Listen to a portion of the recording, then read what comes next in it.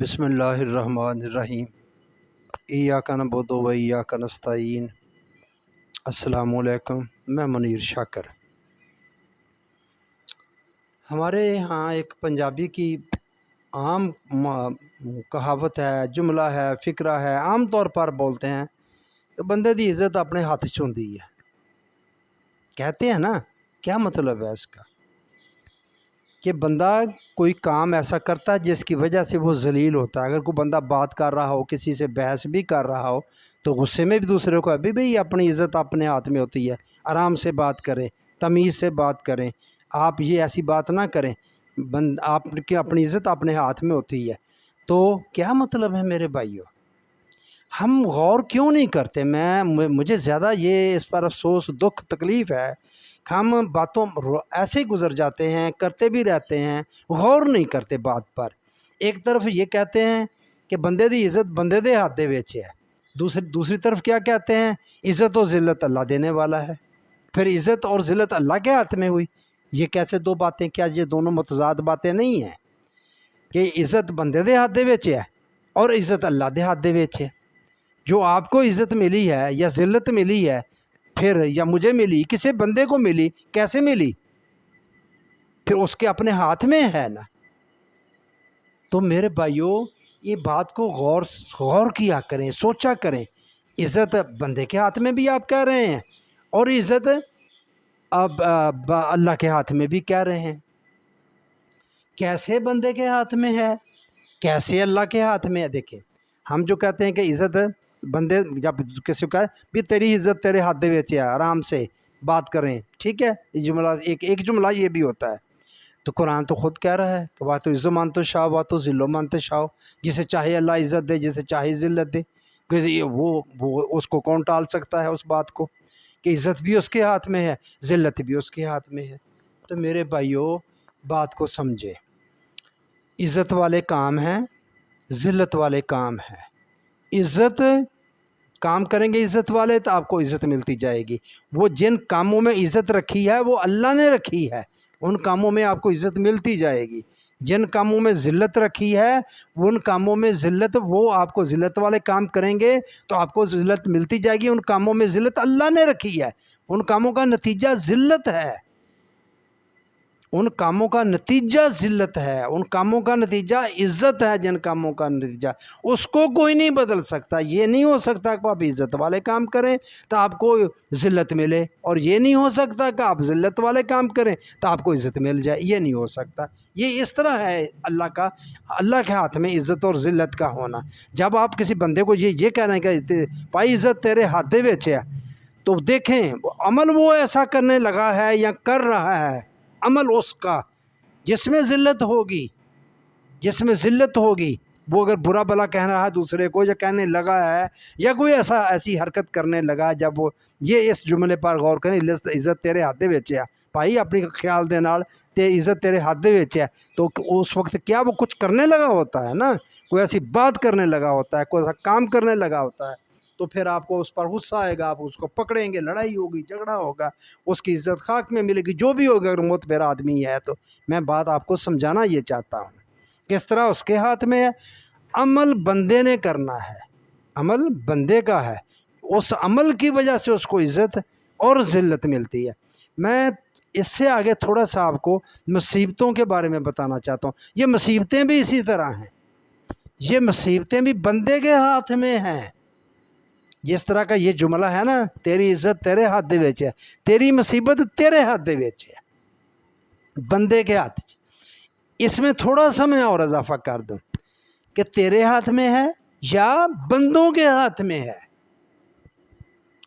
تیرے ہاتھ میں، اپنے ہاتھ میں ہے، تو ایسا کام کر رہا ہے کہ تجھ پر یہ مصیبت آئے گی، یا جو بھی مصیبت آئی ہے تجھ پر آگی، تیرا اپنا قصور نہ صحیح، دوسرے بندے کا قصور ہے، دوسرے بندوں کا قصور ہے۔ یہ بات کو آپ سمجھیں، اللہ کا قصور نہیں ہے، اس میں اللہ کا قصور نہیں ہے۔ میرے بھائیو، یہ ایک میں اس طرح کا عقیدہ جو ہے، جو صحیح قرآنی عقیدہ ہے اللہ کے بارے میں، اس کو اجاگر کرنا چاہتا ہوں، اس کو آشکار کرنا چاہتا ہوں، لوگوں کو سمجھانا چاہتا ہوں کہ اللہ کو آپ اس طرح مانیں۔ مانتے تو سبھی ہیں، یہودی بھی مان رہے ہیں، عیسائی بھی مان رہے ہیں، سکھ یہ ہندو بھی مانتا ہے، مان تو سبھی رہے ہیں، لیکن جیسا قرآن کہتا ہے ویسا اس کو مانیں آپ۔ جی یہ بات آپ سمجھنے کی کوشش کریں، اللہ پر کوئی الزام نہ دیں۔ یہ ویسے تو کوئی نہیں دانستہ الزام دیتا، ایسا تو کچھ نہیں کوئی کرتا۔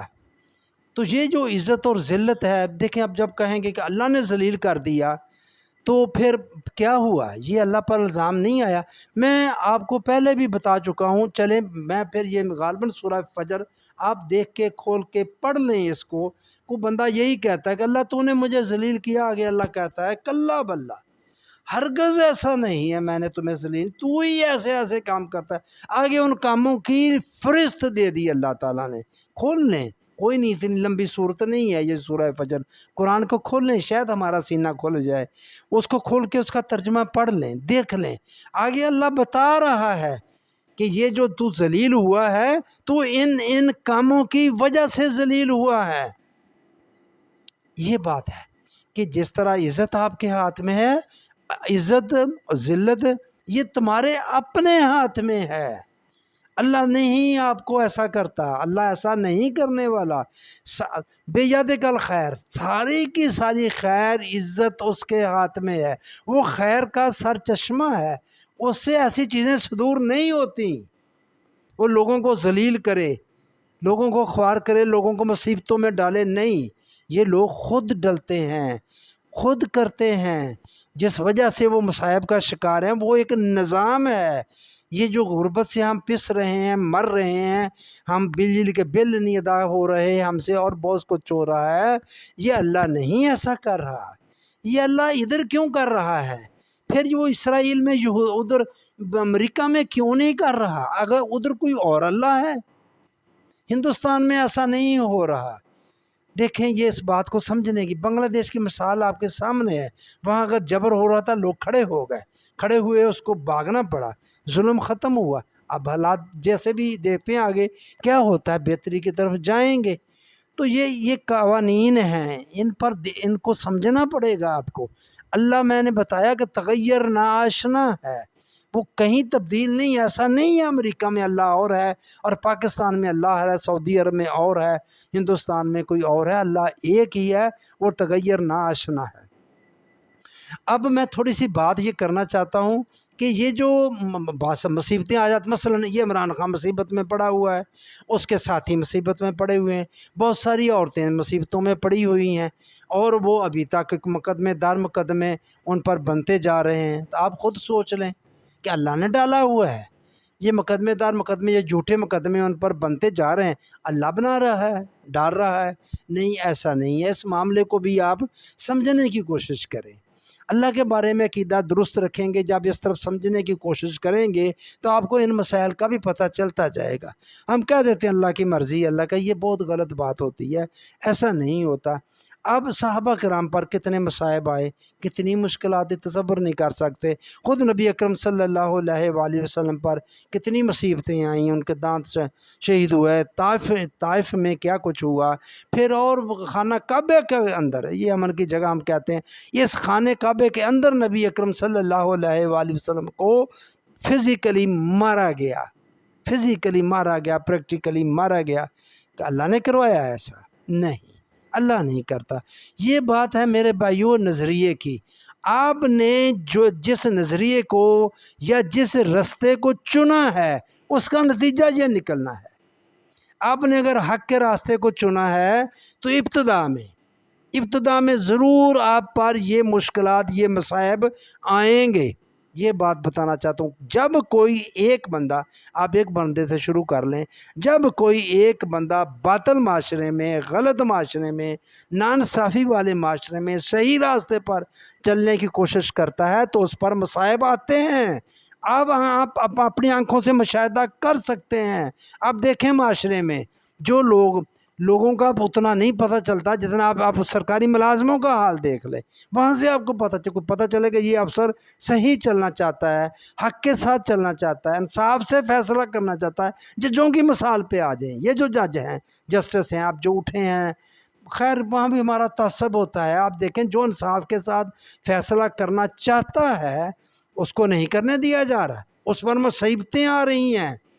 ان کو کیسے کیسے آپ کے سامنے ہیں میرے بھائیوں, ان کے رشتہ داروں کو اٹھایا جاتا ہے, اس کو خود دھمکیاں دی جاتی ہیں, ان کے بچوں کو اغوا کیا جاتا ہے, بیوی کو دھمکیاں دی جاتی ہیں, بیٹیوں کو دھمکیاں دی جاتی ہیں. وہ کیسے کیسے کیس بنائے جاتے ہیں بعد میں. آپ جیسے شہزاد ملک صاحب کا حال دیکھ لیں, اس کی بچی سے کوئی 2 سال پہلے ایکسیڈنٹ ہوا. اب اگر وہ حق کے ساتھ کھڑا ہے, انصاف کے ساتھ کھڑا ہے, جسٹس کے ساتھ کھڑا ہے, تو وہ اس کے کیا اثر ہو رہا ہے. باقی دیکھیں بات کہاں سے کہاں تک چلے گی. بات وہی ہے, جب ایک بندہ یا افراد صحیح راستے پر چلنے کی کوشش کریں گے تو ان پر مصائب آئیں گے. بس یہی اصول ہے تحریک انصاف پر. جو بھی کرے گا, جماعت اسلامی کرے گی اس پر بھی ہوگا, جو بھی کرے گا جو. اور اسی طرح نبی اکرم صلی اللہ علیہ وسلم ان کی مثال دینے, صحابہ کرام پر مثال آپ دیں. جو باطل معاشرے میں, گمراہ معاشرے میں, غلط معاشرے میں صحیح راستے پر چلنے کی جتنی کوشش کرے گا اس پر مصائب آئیں گے, اس پر مصیبتیں آئیں گی. اگر وہ کمپرومائز کر لے گا, کل مل ملا کے معاہدہ شاہدہ کر لے گا تو چلیں کچھ بچت ہو جائے گی. جیسے نواز شریف نے کر لیے, اس کو جیل میں دے دیا, اس کو تیارہ اغوا کرنے میں اس کو بس سزائے موت بھی دے دی. پھر اس نے ایک ایگریمنٹ کیا اور وہ سعودی عرب چلا گیا. ہاں جی, تو پھر وہ اس طرح بچ گیا. پھر کیا, لیکن سیاسی نقصان ہوا اس کا.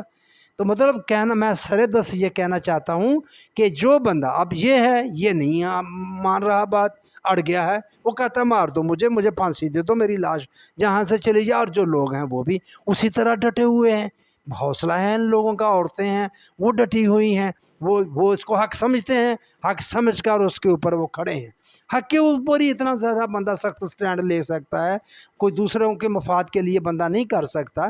اچھا, یہ ایسا کیوں کرتے ہیں, میں تھوڑا سا یہ بھی بتا دوں.